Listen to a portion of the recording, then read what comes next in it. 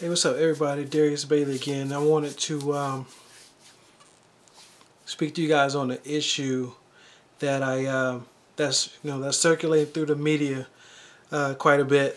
I actually posted on social media about this topic last week, and it's surrounding LeBron James. I'm not sure if you guys follow sports. Me personally, I could care less about who's dribbling a basketball, who's throwing a football, who's hitting a ball with the bat.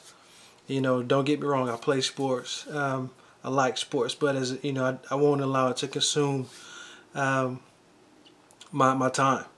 My issue is, you know, being a political scientist, political science major.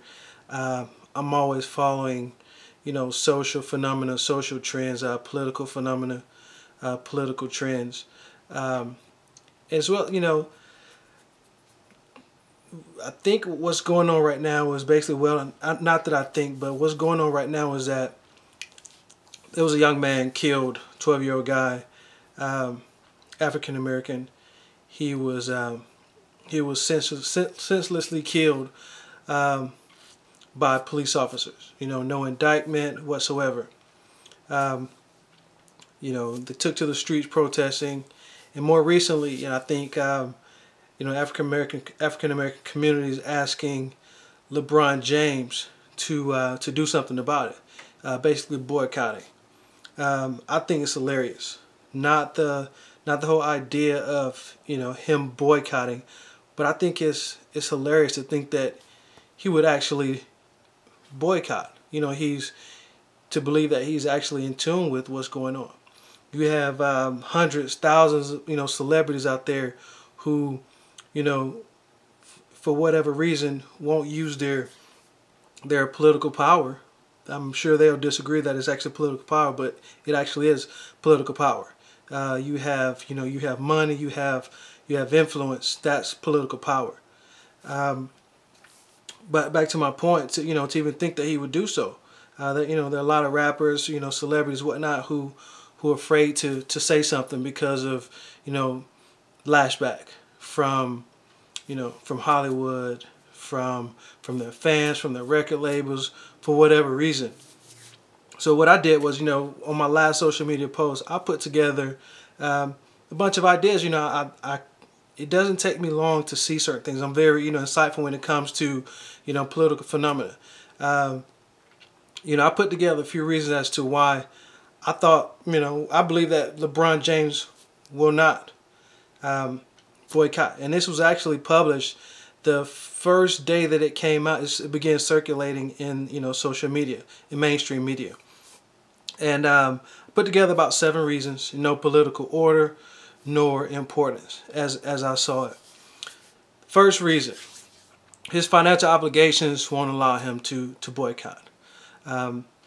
You know, another issue that I won't you know, speak much on is that idea that these young guys, they come out of college, high school in his case, and they don't receive a well-rounded education, mainly financial education.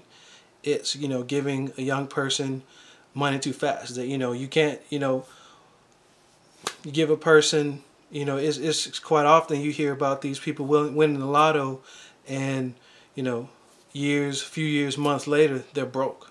Same thing with a lot of young guys coming out of college. You know, statistics show that a lot of these guys, a large percentage of these guys, I can't quote the number, but a large percentage of these guys in their careers with nothing to show for. And it's not, you know, the process begins while they're playing. You know, these guys, you know, they live lavishly. You know, they don't put together a nest egg. They don't invest their money properly. And same thing with LeBron James. You know, me personally, I believe, you know, like, all of this is up for debate, you know, but me personally, I believe that his financial obligations will not allow him to do so. He has individuals on his payroll.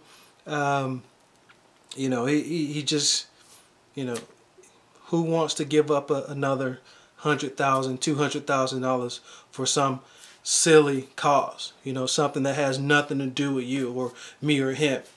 You know. Number 2, his contractual obligation precludes it. I don't know every detail about LeBron James's contract, but I do know that, you know, you sign a contract, you don't play, you breach a contract. All right, his advisors, the individuals whom he employs, will advise against it. It's sad, but you know, the people around him, they're on his staff. He's being paid. You know, they're being paid by him.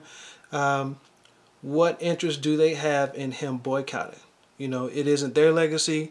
The way I see it is they're going to tell you this has nothing to do with you. You know, let it fly. You know, what's one person going to do? You know, so as a result, in effect, you know, he's not going to do it. You know, these people, as he see it, you know, they're smarter than him.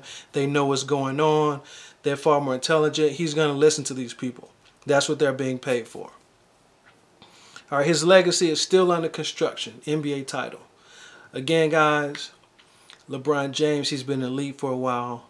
I don't know his title, stats. I don't know NBA titles, whatever, you know, he's won. But I do know that he's a young man on a pedestal in the NBA, and that he's still building his legacy. His legacy is under construction.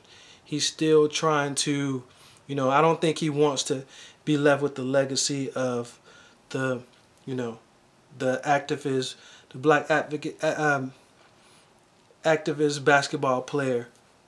I think he's shooting more for, you know, his stats. You know, most jump shots, most points by the time he retires. You know, how he stood against Michael Jordan, Dr. J, and all these other great basketball players. I think ego, basically what it boils down to. All right, he has no real conviction of social accountability, and that goes back to you know, social education, you know, college education. You know, I think when you get to a certain, you know, lacking a certain amount of education, you get to a lot of people fall into that danger zone of living in the bubble. You know, once you get to a certain strata in society, you can no longer relate to what's going on around you, whether it be your community, whether it be you know, in your community. It's, you know, you can no longer relate. In so many words, you're above the clouds. You know, number 6, he is clueless as to why he's being asked to boycott the NBA. It's funny. In the media the other day, LeBron James actually gave a response, and sure enough, he says he's not, you know, not to quote him, but to paraphrase, he don't know what the hell's going on, which I think is silly. You have access to all these people, all this technology. You don't know what's going on, really? You don't know, really? Come on, LeBron James. I don't think you're the brightest person in the world, but I really do think that, you know, that was a cop out. That was a huge cop out, and that was something that came from your people, your advisors. You know, I think out of all of these theories, that this is the worst one here for you to, you know, to say that you don't know what's going on. I think it's a cop out. 7, he believes justice has been served. You know, I don't know what's going on in his head. I don't know which one of these we could attribute to LeBron James as to why he chose not to boycott. You know, I don't know what's in his heart. I don't know what's in his mind.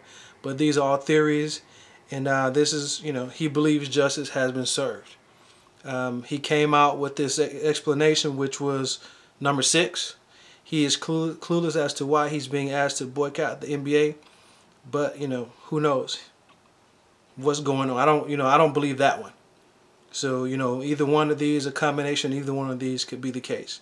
You know, as I'm going to read something which, you know, like I said, I wrote this before he actually came to the, you know, media with the response. If he proves me and the many other skeptics wrong, I will have some level of hope in today's generation and their social consciousness. Unfortunately, you know, he proved me correct.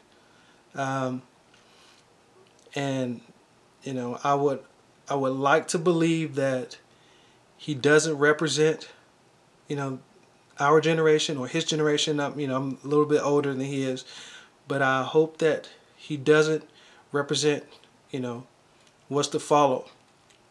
You know, the writing, you can say the writing is on the wall, but you know, we have to have some type of hope that, you know, he doesn't represent it. You know, if money has a power to you know, allow people to forget about any social accountability, it's we don't have much to look forward to. You know, those are my thoughts on it. Feel free to comment. Like I said, these are my views, my comments.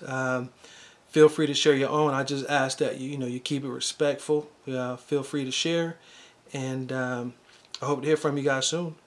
Darius Bailey. Talk to you guys soon.